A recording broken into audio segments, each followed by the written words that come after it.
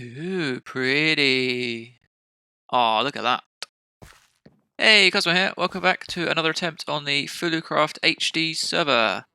It has been a long couple of weeks for me. I've been really busy in real life, moving house and changing jobs and doing all sorts of stuff that I've had to do. But hopefully we can get back to doing some more stuff on the server now. Especially with the new 1.16 update out, I was itching to get back on there. The first thing I want to get on with is changing these posts over to the chains, because of all the things they released in the new update, I have to admit that was probably the most impressive thing for me, was the fact that you can now get chains. So that is what I'm doing literally right now. Oh, the sound! That's cool. Love it. Can you make them longer than this? Ah, you can. Oh, nice. Ooh, it stays there if you break the one above it. I assumed it would detach. Oh, so you can have really creepy chains that just sort of float in midair. I like it. Right, let me swap some chains over then. Oh yeah, it's looking much better with the chains. So much more detail.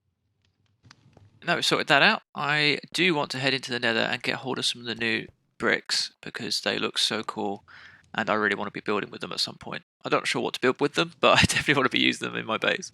So I'm going to go on a hunt for the new blocks.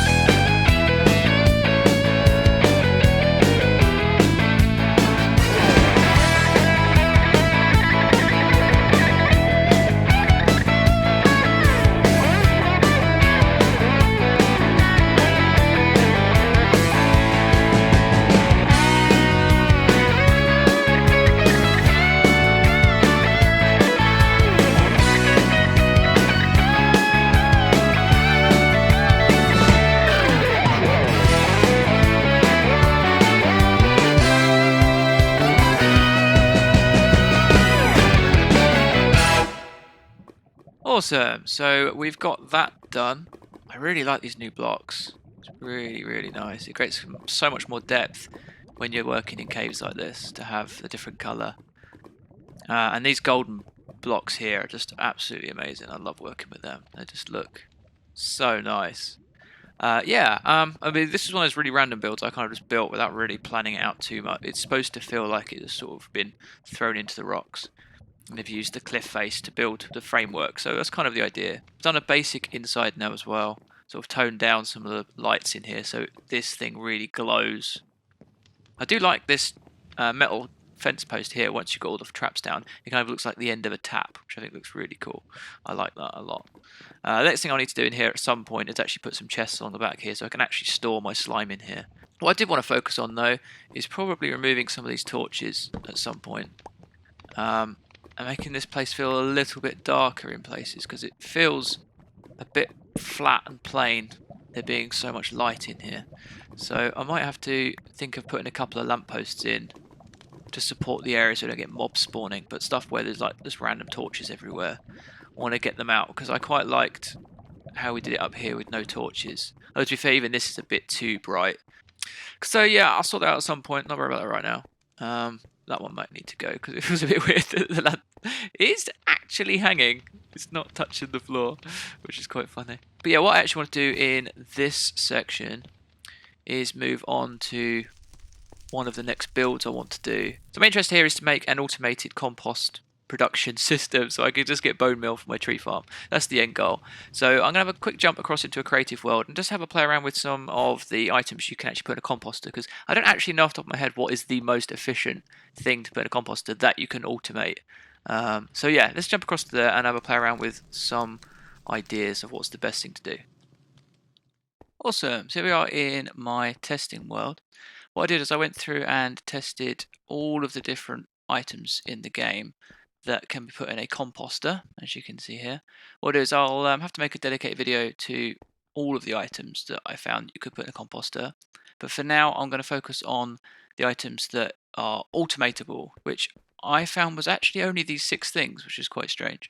If you find any more, let me know in the comments. But from what I gathered, the things that you can fully automate, where you don't actually have to have any input on whatsoever, it was just these 6. Bamboo you couldn't put in a composter, which I thought was a bit strange. As you can see here, I've got them all set up with hoppers on top, and I have 5 stacks in the top of each one of these items. So to make sure we account for the randomization, I'm going to do this test 10 times, as you can see here, and we can work out an average for each one of these different items. So let's have a little look to see how this performs. So let me turn this on. Right, so we are on the last final items. That took a while to get through all those stacks.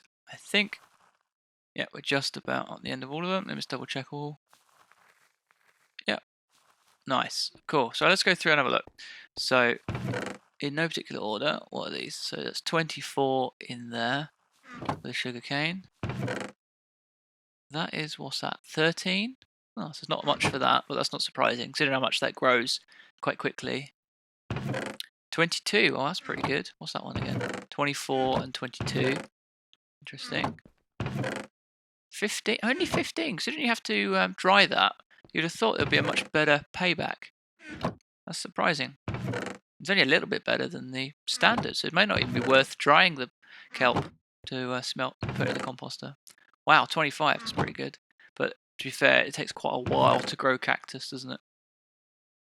25 is good. And then we've got pumpkins here. 31. Wow, that's a winner by a mile, isn't it? 31 of those. That's impressive. So it's 24, 25, and 31. So what I'll do is I'll check through the other tests I ran just to make sure that remains consistent across all of them. But yeah, so it looks like focusing on doing a pumpkin farm at least is the most logical thing to do. And then potentially some cactus and some sugarcane. So those 3 farms are pretty easy to produce. So yeah, so I'll focus on probably those 3 farms. Let's get back to it then. So I'm going to go and sort out the building fascia for these farms, and we can sort out getting the farms in.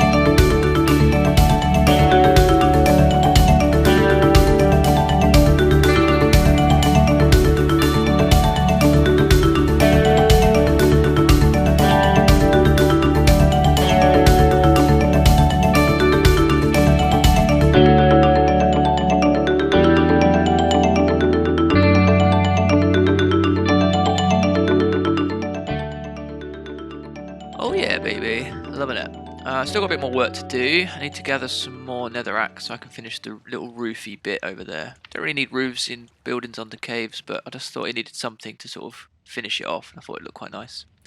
So yeah, I need to go gather some more netherrack at some point. I could do that off camera. I do want to put some windows in here as well, so this is not actually finished. Put some glass in and probably put something behind the glass as well, so you can't just see weird stuff behind it. But yeah, I've enjoyed making this. It's quite nice. Difference in colours, it's quite nice. In here now, I actually do have a working pumpkin farm, although it does keep doing this, which is rather annoying. I have to work out how I can do this better, but it'll do. It'll eventually push them in. We've got 2 rows at the moment, well, 2 stacks of these at the moment. I might do more upwards just so we get even more production. This pushes everything through into a simple chest there. Probably off camera I'll worry about the other farms because they're not that interesting to build, to be honest. They're just pretty standard farms. But yeah, this is moving along. Probably next episode I'll do the interior to this little bit here. So we've got like a little shop front area where we can gather our bone meal from in here. So it feels a bit more finished. But yeah, cheers for watching, guys. I've enjoyed doing this one. It's taken me a while to actually get through the editing on this. But yeah, thanks for watching and I will catch you in the next one. Perhaps we'll have a bit more adventure in the next episode. We've done a lot of building recently.